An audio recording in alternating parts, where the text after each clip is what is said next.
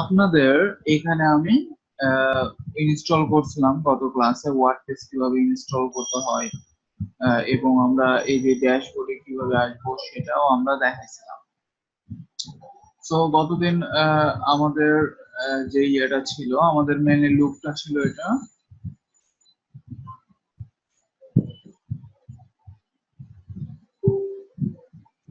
এই যে এটা আমরা এই থিমটা ইনস্টল করছিলাম, তাই না? এখন আমরা এই থিমে যাবতীয় যে জিনিসগুলা, সাপোজ এই যে টাইটেল বা এই যে কন্টেন্ট বা এই যে নামটা কোথা থেকে চেঞ্জ হবে এটা দেখছিলাম। তারপরে এখানে বিভিন্ন মেনু গুলা বসানো, বিভিন্ন পেজ গুলা বসানো, এইগুলো আমরা কিভাবে করতে পারি সেই জিনিসটা দেখ।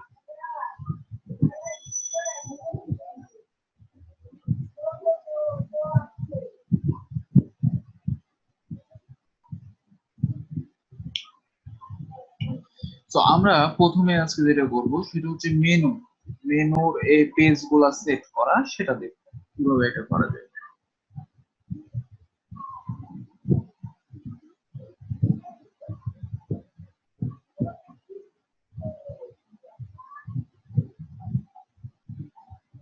চলেন দেখি। সেটা করার জন্য আমরা দেখেন এখানে পেজ নামের একটা অপশন আছে, হ্যাঁ? এখান থেকে আমরা বিভিন্ন পেজ ক্রিয়েট করতে পারি বিভিন্ন ধরনের। সো ডিফল্ট ভাবে এই যে স্যাম্পল পেজ, তারপর হচ্ছে প্রাইভেসি পলিসি, এই জিনিসগুলো ডিফল্ট থাকে। সো এখন যদি আমরা নতুন একটা পেজ তৈরি করতে যাই, দেন আমাদের এই যে এখানে অ্যাড নিউ পেজ, এখানে ক্লিক করতে হবে।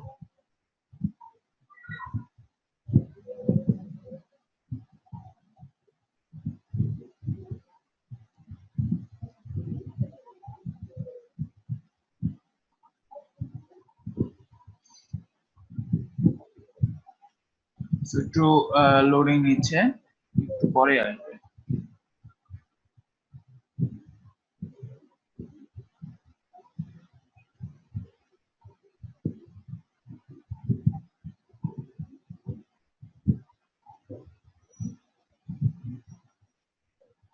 এই যে দেখেন এবার আমাদের বলতেছে পেজের একটা টাইটেল দিতে। মনে করেন আমরা একটা পেজ বানাবো, নাম দিলাম হচ্ছে অ্যাবাউট আস।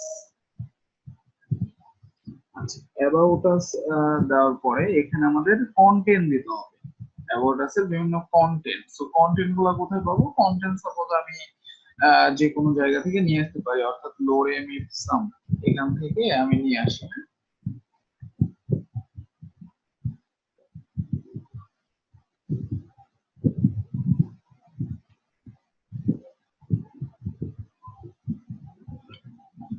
ওকে, সো এখানে আমরা কন্টেন্টটা দিতে পারি। দেখেন অনেকগুলো কন্টেন্ট থাকলো না?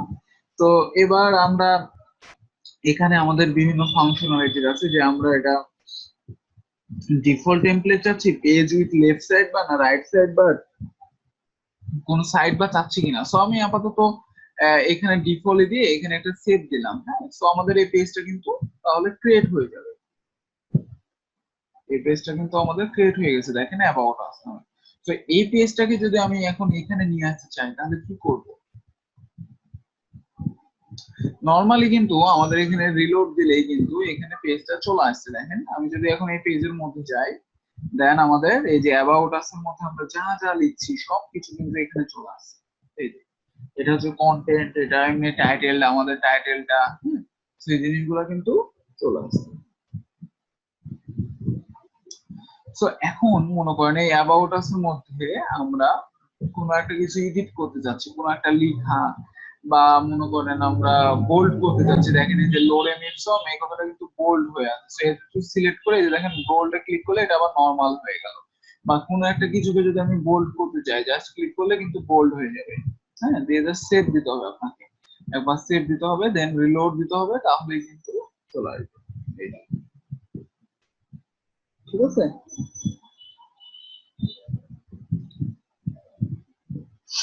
সো পুরাটা যদি আমি বোল্ড করতে চাই, যে পুরাটা ধরে এখানে বি তে ক্লিক করলে পুরাটা বোল্ড। সো এখানে রিলোড দেন, এখন বোল্ড হয়ে গেছে। এই পুরোটা বোল্ড হয়ে গেছে, পুরো লেখাটা। কোনো একটা এখন লেখাকে সাপোজ আমি যদি কালার করতে চাই তাহলে কি করতে পারি? আমরা এখানে দেখেন ভিজুয়াল আর টেক্সট নামে দুইটা সিস্টেম আছে, একটা হচ্ছে ভিজুয়াল, একটা হচ্ছে টেক্সট। তো আমরা জাস্ট টেক্সটে যাব, টেক্সটে যাওয়ার পরে যে কোনো একটা লেখাকে যেটা আমরা কালার করতে চাচ্ছি, এখানে আমরা HTML ট্যাগ এখন ইউজ করতে পারি। তো এখানে যদি একটা ট্যাগ ইউজ করি, নাম হচ্ছে স্প্যান, তো এখানে ক্লোজ করে দেবো জাস্ট স্প্যান।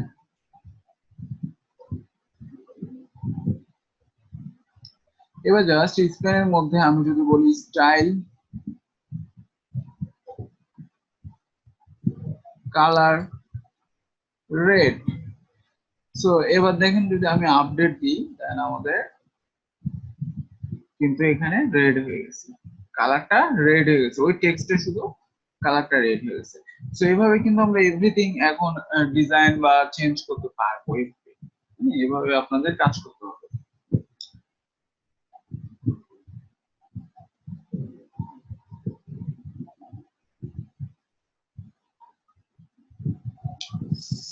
একজন করে ক্লাস করলে কেমনে কি ক্লাস নিব,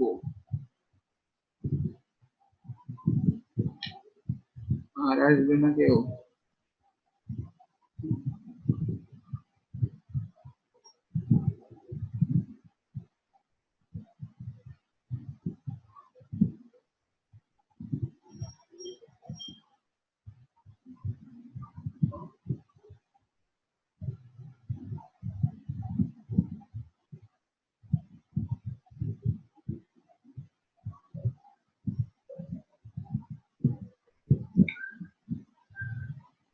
ওকে, সো এগুলা যদি এখন আমরা লিস্ট বানাতে চাই, লিস্ট তাহলে কি করব? লিস্ট বানাতে চাইলে জাস্ট আমরা এই যে এখানে ভিজুয়ালে যাব, আবার ভিজুয়ালে যাওয়ার পর এখানে দেখেন এই যে অ্যালায়েন্স লেফট আছে, লেফট না মেনলি এই যে এখানে আমাদের বুলেটেড লিস্ট আর হচ্ছে নাম্বার লিস্ট, দুইটা লিস্ট সিস্টেম আছে।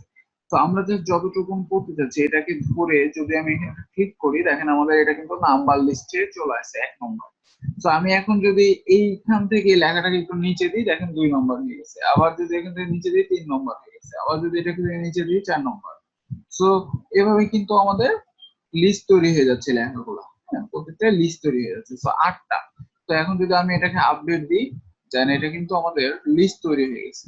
রিলোড দেন, এই যে দেখছেন 1 থেকে 8 পর্যন্ত লিস্ট আমাদের ক্রিয়েট হয়ে গেছে।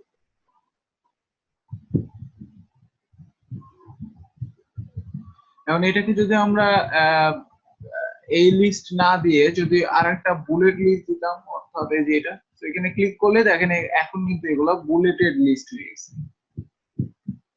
এই যে এখানে আর 1 2 3 শো করতেছে না, এখানে জাস্ট এরকম বুলেট বুলেট পয়েন্ট শো করতেছে।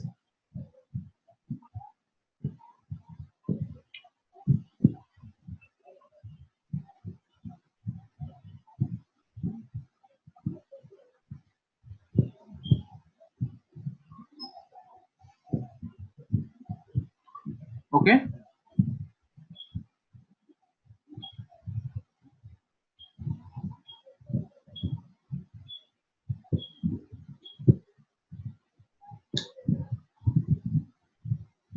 আচ্ছা, নাও এখানে আরো বেশ কিছু ইয়ে আছে, এটা হচ্ছে ব্লক কোড।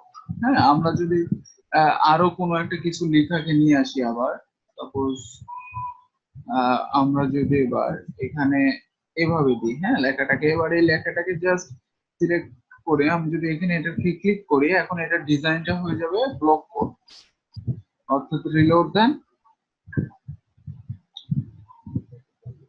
এই যে দেখেন আমাদের ডিজাইনটা ব্লক কোড হয়ে গেছে,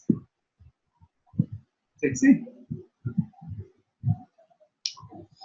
তারপরে এখানে আরো বেশ কিছু অপশন আছে, সেটা হচ্ছে যে অ্যালাইনমেন্ট, আমরা যদি লেফট সেন্টার বা হচ্ছে রাইট করতে চাই সেটাও করতে পারবো। আবার এখানে হচ্ছে লিঙ্ক, ইনসার্টেড লিঙ্ক, অর্থাৎ কোনো একটা কিছু আপনি লেখাকে সাপোজ লিঙ্কেবল করতে চাচ্ছেন, অর্থাৎ এই লেখাটাকে আপনি যদি কোনো একটা লিঙ্কেবল করতে চান, জাস্ট এখানে এবার লিঙ্কটা দিয়ে দিতে পারেন, সাপোজ হচ্ছে facebook.com লিখে যদি আপনি অ্যাপ্লাই করেন, দেন এই লেখাটা কিন্তু লিঙ্কেবল হয়ে গেছে।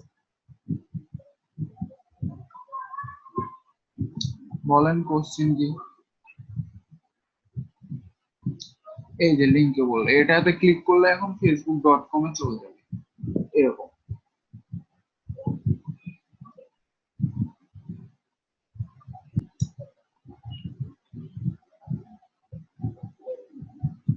বলেন বলেন, কোশ্চেন কি বলেন।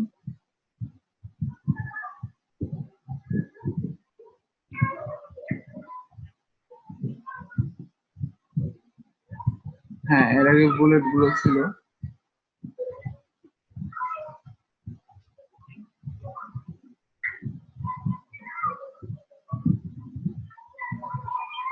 কি অনুযায়ী হয়নি বুঝিনি।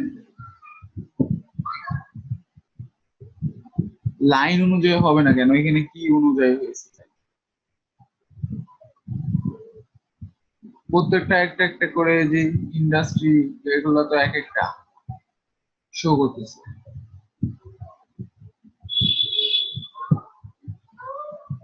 ফুল স্টপের পরে বুলেট হয়নি মানে বুঝলাম না।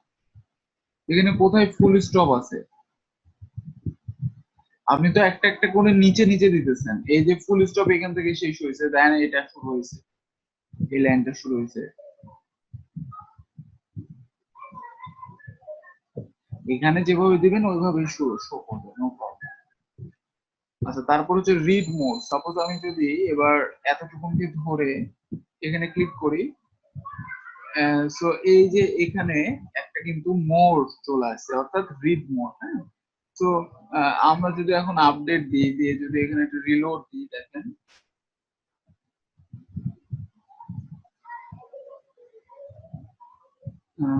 আমাদের এটা কাজ করতেছে।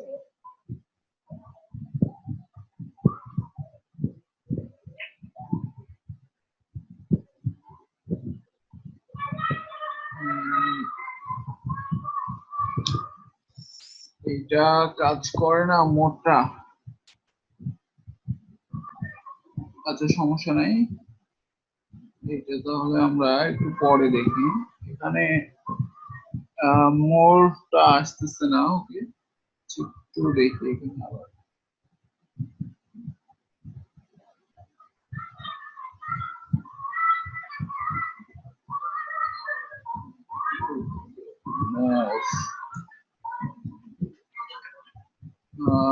এতটুকুন লেখার পরে যদি আমি মোড দিই, নিচে চলে আসছে। আচ্ছা, এটা সমস্যা নেই, এটা আমি দরকার হলে পরে দেখাবো। এখানে কিছু প্যারাগ্রাফ সিস্টেম আছে, যে হেডিং।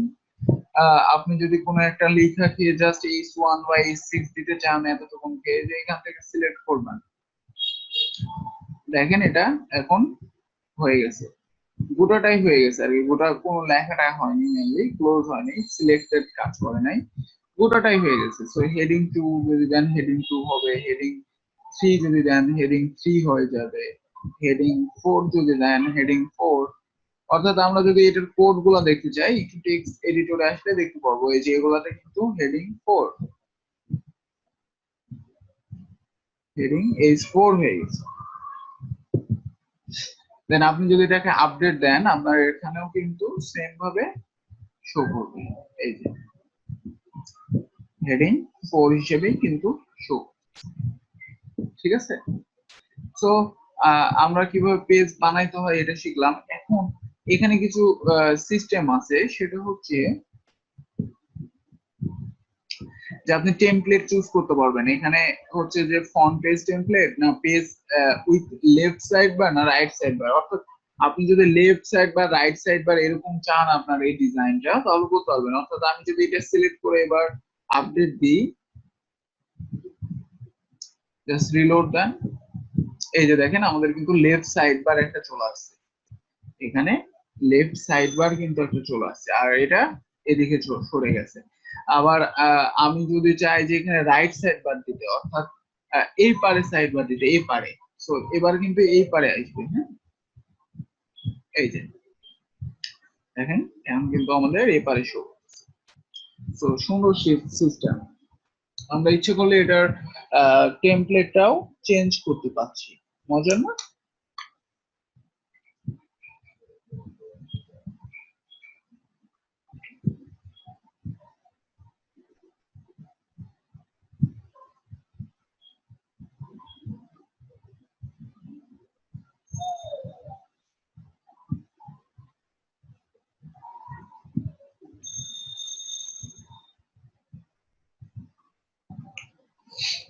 ওকে, আর যদি আমরা এখানে ফন্ট পেজ টেমপ্লেট দিতাম তাহলে কি শো করতো? তাহলে আমাদের এই যে এরকম শো ফন্ট পেজ, অর্থাৎ এই যে এই স্লাইডারটা এখানে আসতেছে। আর যদি আমরা ডিফল্ট দিতাম ডিফল্ট, তাহলে এই ব্যানারটা থাকবে না, দেখছেন?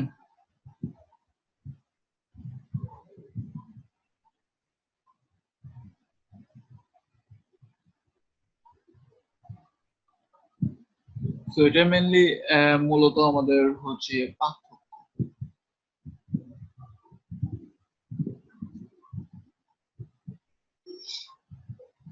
ওকে, তো এবার আমরা যেটা করব সেটা হচ্ছে আমরা এখান থেকে সেটিং থেকে রিডিং জেনারেলের কিছু অপশন দেখছিলাম, যে এখান থেকে আমরা সাইটের টাইটেল, এখান থেকে আমরা ট্যাগলাইন, এই জিনিসগুলো চেঞ্জ করতে পারছি। সেরকম ভাবে সাইট ইউআরএল অ্যাড্রেস, তারপরে যে ইমেল, আপনার ইনফরমেশন, তারপর মেম্বারশিপ, যে কেউ সাবস্ক্রাইব করতে পারবে কিনা, অর্থাৎ কেউ রেজিস্ট্রেশন করতে পারবে কিনা। আপনি যদি এই ফাংশনটা দেন তাহলে রেজিস্ট্রেশন সে করতে পারবে, আর যদি না দেন তাহলে রেজিস্ট্রেশন করতে পারবে না। সো এই অপশন গুলো আমরা এখান থেকে সেট করতে পারি। আবার রাইটিং এ কিছু অপশন আছে, যে ডিফল্ট পোস্ট ক্যাটাগরি, তারপর ডিফল্ট পোস্টের ফরম্যাটটা কি থাকবে। সো আমাদের আপাতত এগুলো রাখা উচিত, এগুলো চেঞ্জ করার দরকার নেই। তারপর রিডিং এ কিছু অপশন আছে, যে এই যে আমাদের হোম পেজ হিসেবে আমি কোন পেজকে সিলেক্ট করতে চাচ্ছি, হ্যাঁ সেটাই হোম পেজ হয়ে যাবে। আবার পোস্ট পেজ মানে হচ্ছে কোনটা, যেটা আমাদের ব্লক পেজ সেট হবে, অর্থাৎ যেগুলোতে আমাদের এরকম পোস্ট হবে, পোস্ট, অর্থাৎ এখনই আমি এখানে যাব। সো এই অপশনটা আমি এখন বাকি রাখি, কারণ এখনই আমি পোস্টে যাব। পোস্টে বাজে, পোস্টে যে আমি পোস্ট করতে পারবো, অর্থাৎ আমরা যেরকম ফেসবুকে পোস্ট করি ওইরকম সিস্টেম। সো এখানে যাই অ্যাড নিউ এ, এখন মনে করেন পোস্ট করব আমরা যে what is loading it song, এই কথাটাই সাপোজ পোস্ট করব। তারপরে এটার কন্টেন্ট দিতে পারি,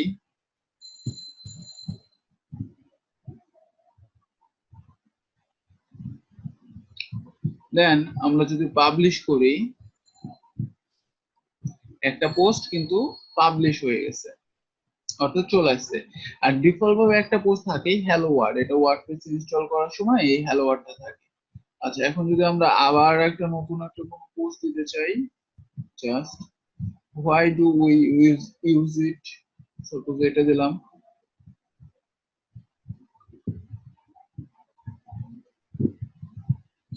নাও পাবলিশ।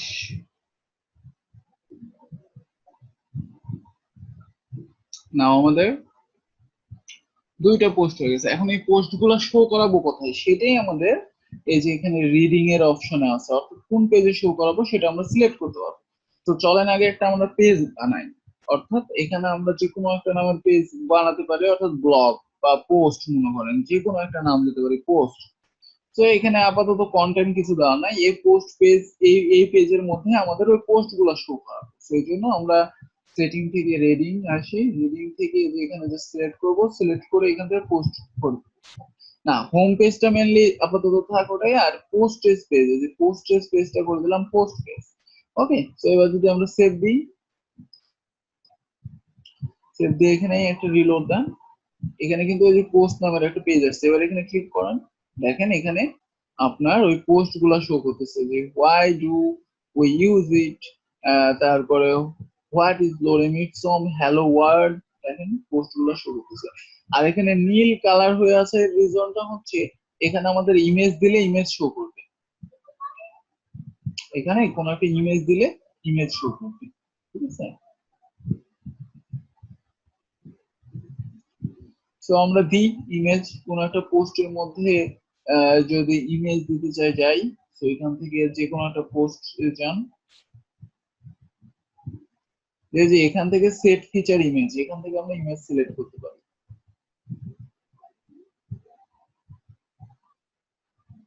তো এখান থেকে মনে করেন এই ইমেজটা দিচ্ছি আমরা।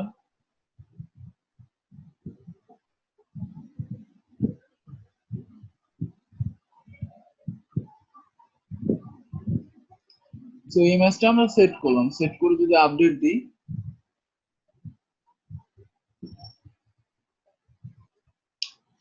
এবার যদি রিলোড দেন, এই যে দেখেন ইমেজটা কিন্তু এখানে সেট হয়ে গেছে, দেখছেন কত সুন্দরভাবে ইমেজটা সহজ শো করতেছে। তো এখন যদি এগুলাতেও ইমেজ সেট করেন, এগুলাতেও আপনার ইমেজ গুলা শো করবে। তো আমরা যদি এখন এখানে আসি, সাপোজ এই পোস্টে, সাপোজ এটার মধ্যে এবার আমরা আহ, অন্য একটা ইমেজ দিই, সাপোজ মনে করেন এটা,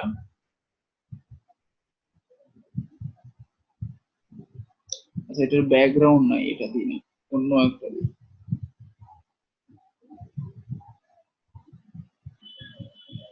এটা দিই।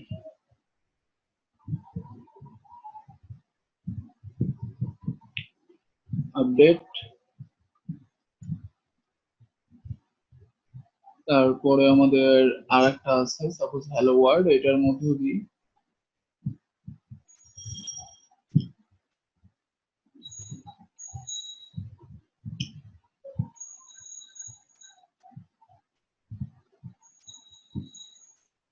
নাও আপডেট, নাও আমরা যদি এবার রিলোড দিই,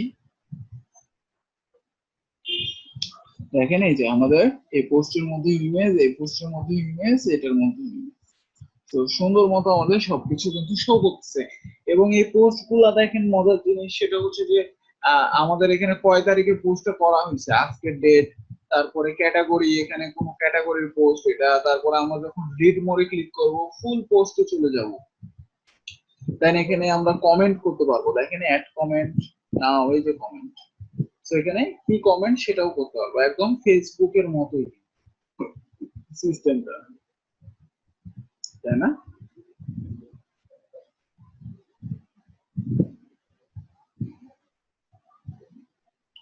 বুঝা গেছে?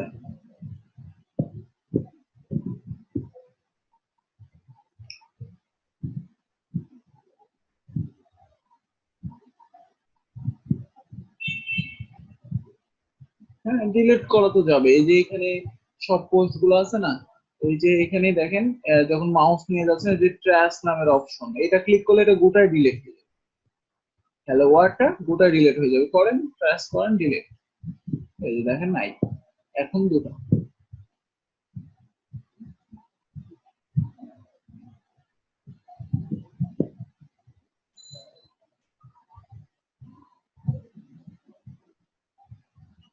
ওকে, সো এগুলো প্র্যাকটিস করেন, হ্যাঁ এগুলো প্র্যাকটিস করতে হবে, প্রত্যেকটা অপশন এগুলা জানতে হবে, আমরা নেক্সট আরো বেশ কিছু অপশন গুলা দেখবো, ঠিক আছে? একজন করে ক্লাস করলে কেমনে কি হবে?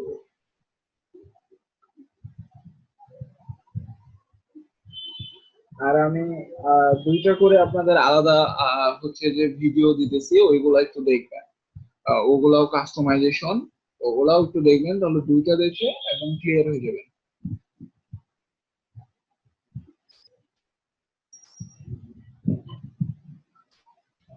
ঠিক আছে? আজকে তাহলে এখান থেকেই, আমি আরো দুইটা ভিডিও দিয়ে দেবো এটার সাথে, ওটাও দেখবেন, ওটাও কাস্টমাইজেশন, এটাও হচ্ছে যে কাস্টমাইজেশন, তো কাস্টমাইজেশন ক্লিয়ার হলে কেন আমরা থিম ডেভেলপমেন্টে যাইতে পারবো, ঠিক আছে?